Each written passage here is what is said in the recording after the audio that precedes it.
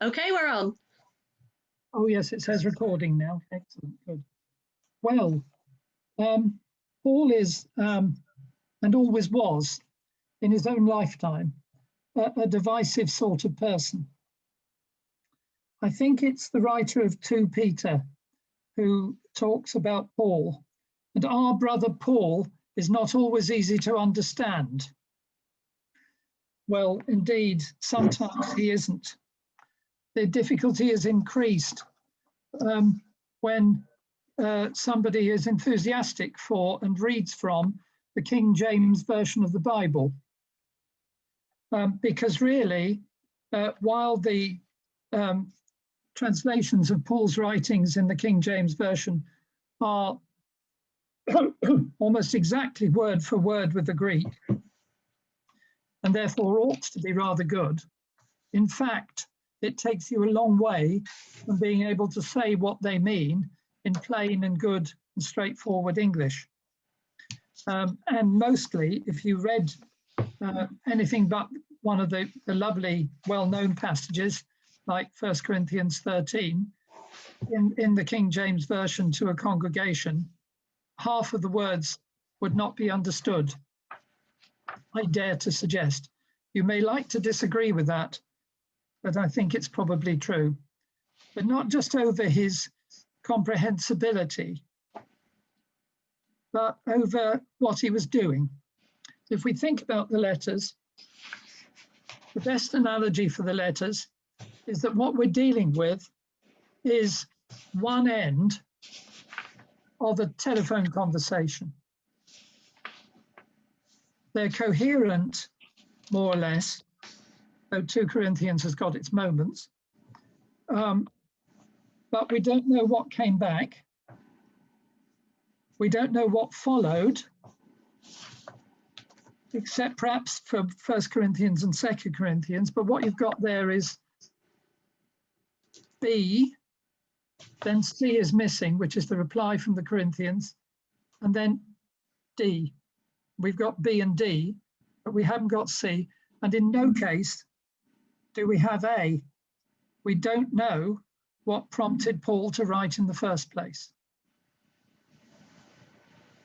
We do know that Paul was an assiduous correspondent, that he didn't leave things hanging, but came back to them and sought very hard to answer the points that the people had raised with him.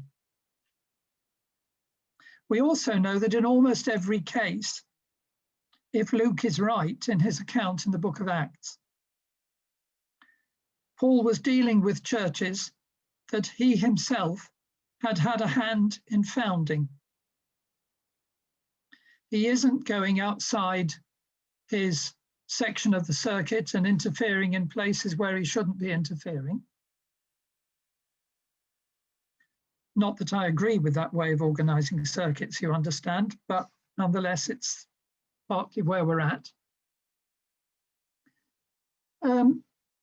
But what he was doing was dealing with his own people, one way or another. As the founding apostle of a church, he wasn't trying to tell John's congregation. It was in Ephesus, as we believe, same town as one of Paul's congregations, but it's probably not the same group of people entirely. It's a bit like Slowly and Smallborough. They're different, not very different, and they know each other quite well, and they go to each other's churches, so that if you preached at Smallborough in the morning, you can't really take the same sermon to Slowly in the afternoon, because half of Smallborough will be there. We had churches like that in Lowestoft, and there are everywhere. No doubt John's group and Paul's group knew each other and accepted each other as Christians. Well, we know they did from one way round, but we're not so sure quite perhaps from the other. So it's not a question of different denominations in the same town. It's not like the Prims not talking to the Wesleyans. But it is like they are different. and they do work differently, and they do think differently. You know, the chapel up the road is the one we don't go to. We go past that chapel and we go on to the next chapel because that's our chapel, and we feel at home there, and they think like us and we think like them. Well, then in the other one, they're a bit odd. If you see what I mean, that I think is where we're at. Now, that's just me. That's not scholarly research or anything like that, although I must say Jimmy Dunn, in his book Unity and Diversity in the New Testament, does actually come quite close to that. So what were these books that Paul wrote, and what were the congregations like? Well, if you start probably at the beginning, there's the 2 letters to the Thessalonians. Thessalonica, as I'm sure you all know without my having to tell you, is the very northern part of Greece, the part that the Greeks call Macedonia, not to be confused with Macedonia, that's the former Yugoslavian Republic, now known as North Macedonia. That was slightly separate, but the bit where Thessalonica is the northern part of the Greek mainland. And they were very interested in the second coming, as you will tell readily by reading anything of their letters, of the letters to them. Probably somewhere in there is the earliest thing that Paul wrote. Given that his conversion would have been somewhere around about 44 or 45 AD, probably the Thessalonians come round about 50 AD. So they're within 20 years of the death of Christ. And the expectation of his return was very vivid at that stage. Actually, when you look at Paul's letters in their sort of chronological order, if it's right, the notion of the second coming becomes less and less a matter of immediate concern for Paul.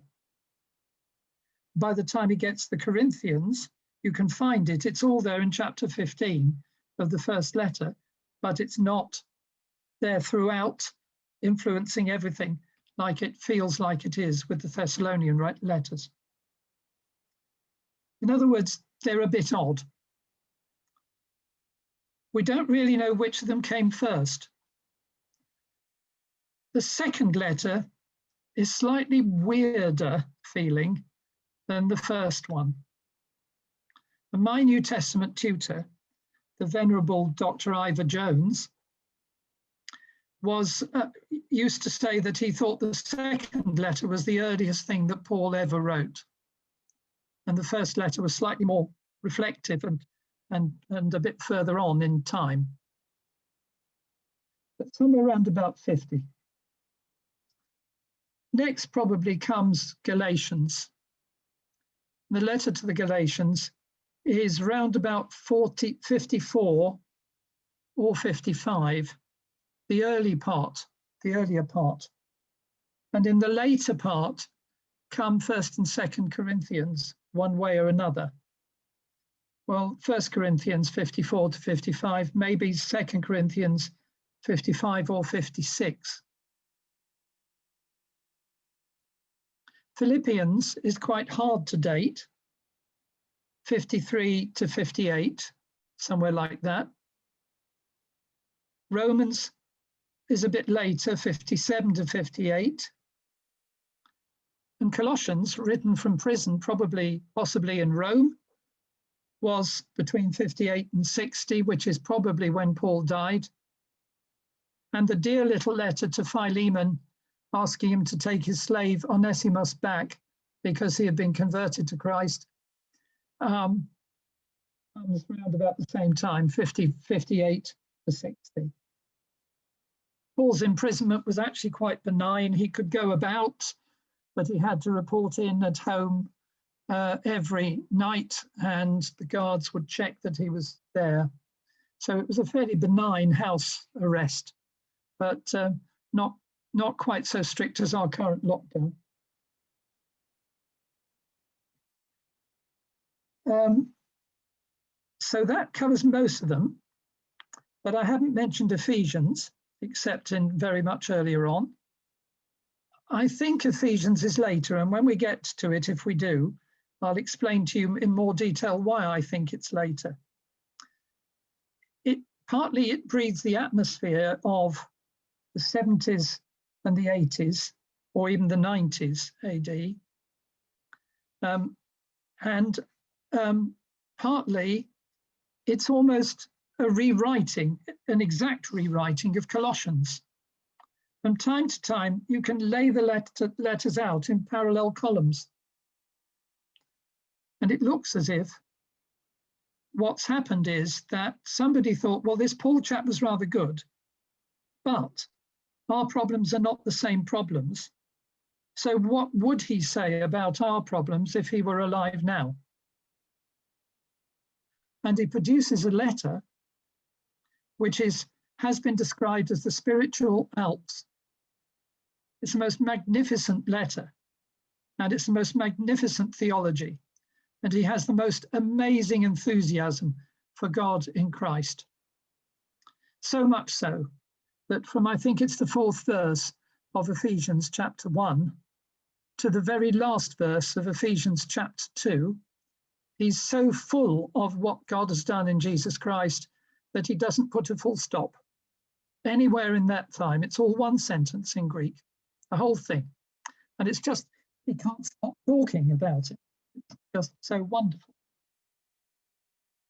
And my reaction to it's not being by Paul is, well, that just means there was more than one person at the time who could do theology like that. And that's a good thing. That's not a bad thing. And he was so close to Paul that with the convention of his time, he was able to put from Paul, Apostle of Jesus Christ, at the beginning, because that's what Paul would have said had Paul been around, though we know he wasn't because he was martyred in either 60 or 61 AD in Rome. We know that because the Pope tells us so. That's all I want to know. That's all I want to say to everybody. So if you could unmute yourselves, please.